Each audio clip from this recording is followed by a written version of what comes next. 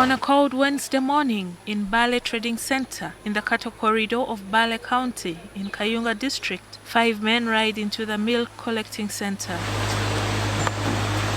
Last year, the government, through the National Agricultural Advisory Services, or NADS, donated the cooling plant to the Farmers Association. Some 200 cattle farmers under the Bugerere Dairy Cooperative Society Limited sell their milk to the plant.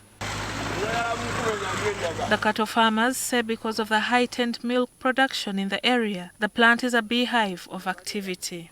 In the last dry season, we would collect 1,200 litres a day. Now we collect 4,250 litres a day due to the rain. Although the recently ended prolonged drought occurred in almost the entire country, the cattle corridor was the most affected as the heat wave exacerbated the already dry environment. The cows die, the temperatures are so high, and by February, there was no pasture. In Bale County and in the neighboring Buyende district, an unspecified number of cattle was lost. Additionally, several crops dried up, leading to food insecurity and loss of livelihoods.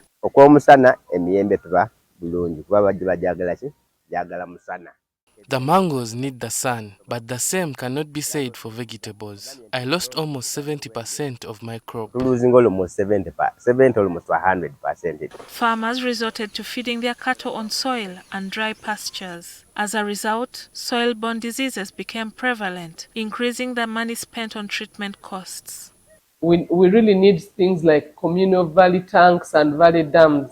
Most of the resources have gone to PDM for sustainable utilization and monitoring of PDM.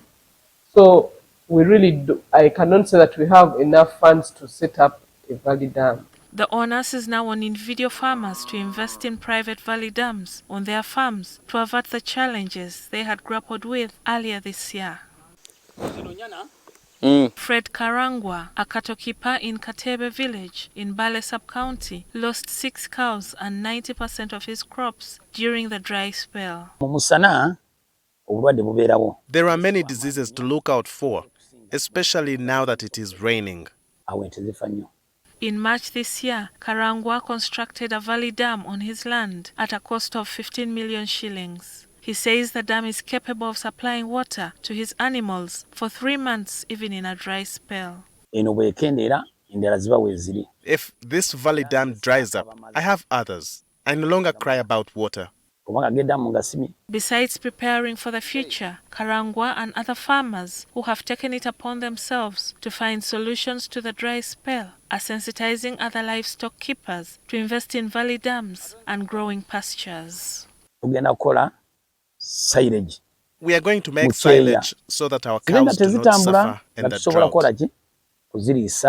Because of the declining grazing land in the cattle corridor of Kayunga district, some farmers have relocated to Nakaseke, Luwero and Chiboga districts. Especially those who were grazing in Bajo Forest. They had to migrate. Kayunga district is promoting micro-scale irrigation in the cattle corridor and other areas to mitigate the effects of climate change. Currently, 167 farmers have benefited from the program. In this program, only smallholder farmers who have areas 2.5 acres and below benefit. However, they have to contribute 25% and the government contributes the bigger part, which is 75%. Because the rains have been more erratic, district authorities advise farmers to grow fast-maturing crops to ensure food security in their homes. The effects of climate change in the cattle corridor do not only affect livestock, they also affect the wildlife. Several insects, wild birds, and wild animals have died due to the high temperature conditions affecting the overall ecosystem.